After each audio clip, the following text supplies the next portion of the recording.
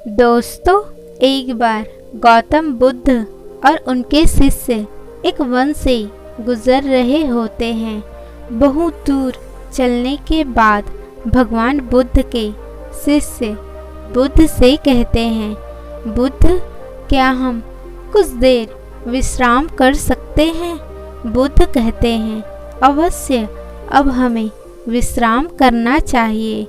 ओ देखो, एक बड़ा वृक्ष है, हम उसके नीचे विश्राम करेंगे। बुद्ध और उनके सभी शिष्य उस वृक्ष के नीचे बैठ जाते हैं।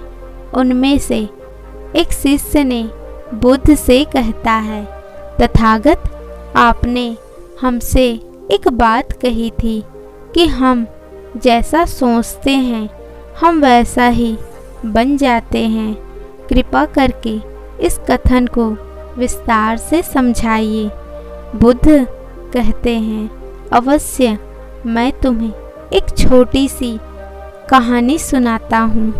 एक नगर में बहुत धनी सेठ रहता था।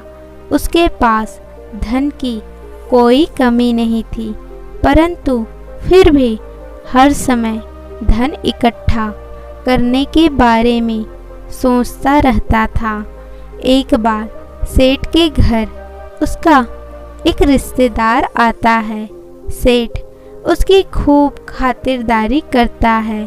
बातों बातों में सेठ का रिश्तेदार सेठ से कहता है, अरे सेठ जी, हमारे नगर में एक नामी गिरामी सेठ रहता था। वह आपसे ज़्यादा धनवान था। वह सेठ पूछता है, पर तुम एक बात बताओ, तुम उसे रहता था क्यों कह रहे हो? सेठ का रिश्तेदार कहता है, रहता था मैं इसलिए कह रहा हूँ क्योंकि वह अब जीवित नहीं है, वह मर चुका है। सेठ बेचारा धन इकट्ठा करते करते वह यह भी भूल गया कि मृत्यु नाम की चीज होती है। सेठ को भी आती है। कारण तो कुछ न था, अचानक ही उनका बुलावा आ गया।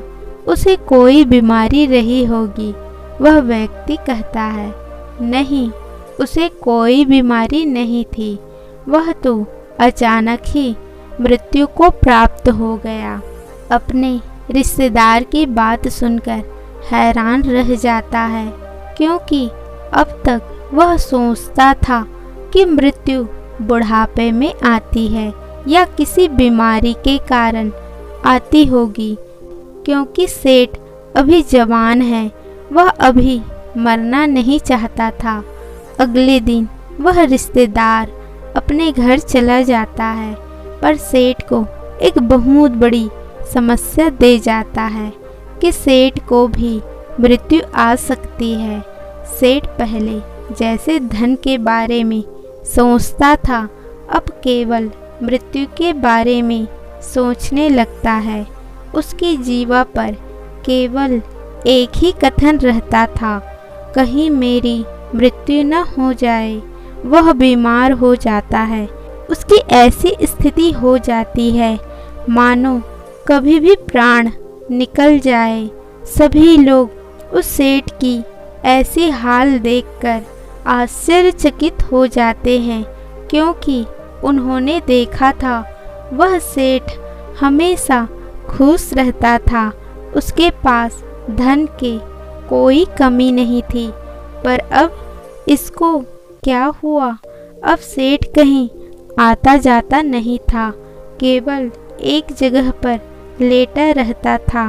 उस सेठ की हाल देखकर उस सेठ का एक मित्र एक सन्यासी को उसके पास लाता है और कहता है, सुनो मित्र, यह बहुत प्रसिद्ध सन्यासी है, तुम अपनी समस्या इन्हें बताओ, ये उसका जरूर समाधान बताएंगे। वह सन्यासी उस सेठ से पूछते हैं, क्या हुआ? मैं तुम्हें पहले भी देखा हूँ, परंतु तुम इतने कमज़ोर कैसे हो गए? कौन सी चिंता तुम्हें खाए जा रही है? सन्यासी की बात सुनकर वह सेठ सन्यासी से कहता है, मैं मृत्यु को प्राप्त नहीं होना चाहता हूँ, कहीं मुझे मृत्यु न खा जाए। सेठ की बात सुनकर वह सन्यासी मुस्कुराते हुए बोले, अच्छा, तुम्हें मृत्यु का भय है। वह सेठ कहता है, हाँ, मेरे पास इतना सारा धन है, इसका उपयोग कौन करेगा? मुझे मृत्यु को प्राप्त नहीं होना है, मुझे जीना है। वह संत कहते हैं, तुम्हारी इस समस्या का मैं अभी समाधान निकालता हूँ। संत की बात सुनकर सेठ बहुत खुश होता है, उस संत के आगे हाथ जोड़ता है और कहता है, कृपा करके मेरे इस समस्या का समाधान कीजिए। वह संत उस सेठ से कहता है, मैं तुम्हें एक मंत्र देता हूँ, तुम इसका उच्चारण भीतर भी और बाहर भी करना, मन में भी यही मंत्र बोलना। यह मंत्र है, जब तक मुझे मृत्यु नहीं आएगी तब तक मैं जीऊँगा, जब तक मुझे मृत्यु नहीं आएगी तब तक मैं जीऊँगा। तुम इस मंत्र को 7 दिन तक लगातार जपना, मैं 7 दिन बाद आऊँगा। और वह सन्यासी वहाँ से चले जाते हैं। 7 दिन बाद वह सन्यासी आते हैं तो वह देखते हैं कि सेठ स्वस्थ होने लगता है और वह सेठ उस सन्यासी को देखकर उनके चरणों में गिर पड़ता है और उनको धन्यवाद कहता है।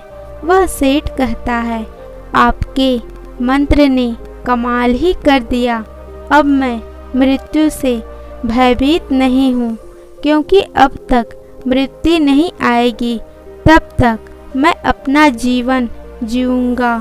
पहले मैं मृत्यु के डर के कारण जीवन जी नहीं पा रहा था, परंतु आपके मंत्र ने मेरा जीवन ही बदल दिया।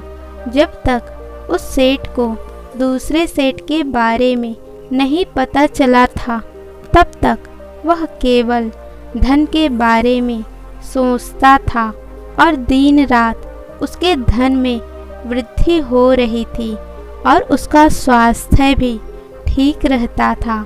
वह अपने जीवन में खुश था, परंतु जब वह मृत्यु के बारे में सोचना शुरू कर दिया तो वह मृत्यु के करीब जाने लगा और ऐसा क्षण आ गया कि वह कभी भी मृत्यु को प्राप्त हो सकता था। दोस्तों, इस कहानी से हमें यही सीख मिलती है कि हम जो भी भीतर और बाहर रटते हैं वही हमारे जीवन में घटित होने लगता है। इसलिए हमें हमेशा सकारात्मक सोचना चाहिए।